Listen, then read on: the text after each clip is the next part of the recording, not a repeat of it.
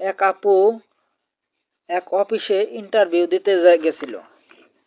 তো এই আপু অফিসে ইন্টারভিউ দিতে যেয়ে দেখে যে মাস্টার সে বলতাছে, আপনার পায়ে তো সমস্যা, আপনি কি এই ইন্টারভিউ দিতে পারবেন? আপনি কি এই ইন্টারভিউ দেওয়ার উপস্থিত আছেন? আপনি প্রস্তুতি আছেন? পরে বলে যা আছে, আপু বলে যা আছে। পরে এই স্যার বলে, কয় আচ্ছা ঠিক আছে, তুমি যখন নিজেই সাহস পাইতেছাও তাহলে তোমারে আমি কিছু প্রশ্ন করি, এই প্রশ্নের উত্তরগুলা দিবে। পরে আপু বলে যে আচ্ছা ঠিক আছে, আপনার প্রশ্নের উত্তর দেওয়ার জন্য আমি রাজি আছি। আপনি যে কোনো প্রশ্ন আমারে বলতে পারেন, কারণ আমার জীবন সুন্দর করার দায়িত্ব আমার কাছেই। আমার জীবন অন্য কেউ সুন্দর করে দিতে পারবো না, আমার জীবন আমার নিজেরই সুন্দর করে নিতে হবো।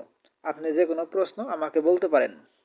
তখন স্যার বলে আচ্ছা ঠিক আছে, এই যে কলমটা নেও, আর ওই যে বোর্ডের মধ্যে আমি ওই জায়গায় কিছু মানুষের নাম লিখে রাখছি, ওই জায়গায় যাও, তারপরে আমি তোমার পরীক্ষার কথাগুলো বলতেছি। পরে আপু এই জায়গায় উঠে তো বোর্ডের কাছাকাছি গেছে, যাওয়ার পরে বলে যে বলেন স্যার। পরে এখন এই স্যারে বলতেছে আচ্ছা এই জায়গায় যে মানুষগুলি আছে, এখন তুমি এক জায়গায় ঘুরতে গেছাও কোনো নদীর মধ্যে, তো ওই জায়গায় তুফান উড়ে গেছে। এখন মাঝি বলতেছে এই জায়গায় কিছু লোক তোমার নামিয়ে দিতে হবে।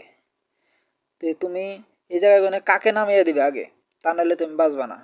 পরে প্রথম পাড়া প্রতিবেশী থাকে, এদেরকে 4 জন রে না এগনে নামিয়ে দিল, মানে সে বাইসা যাব, তার জীবন সুন্দর করে সাজাবো, মানে একটা পরীক্ষা আর কি।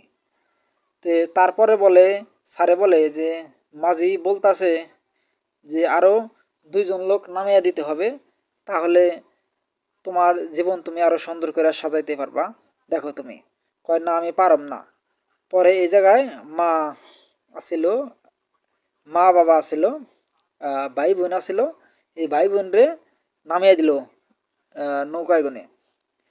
তে বলে যে তুমি তোমার আপন ভাই বোন রে তুমি নামিয়ে দিলে? কয় হ স্যার দিলাম। কারণ ভাই বোনেরা বিয়ের পরে তো এরা জমি জায়গা নিয়ে ভেজাল করে, ভাইয়েরা জমি বুনে গো দেয় না।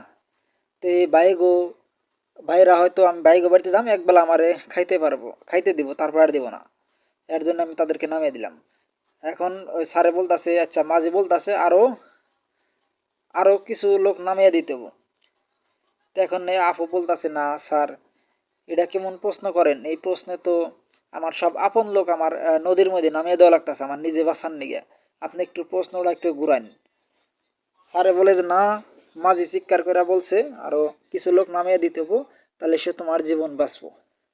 তখন এই আপু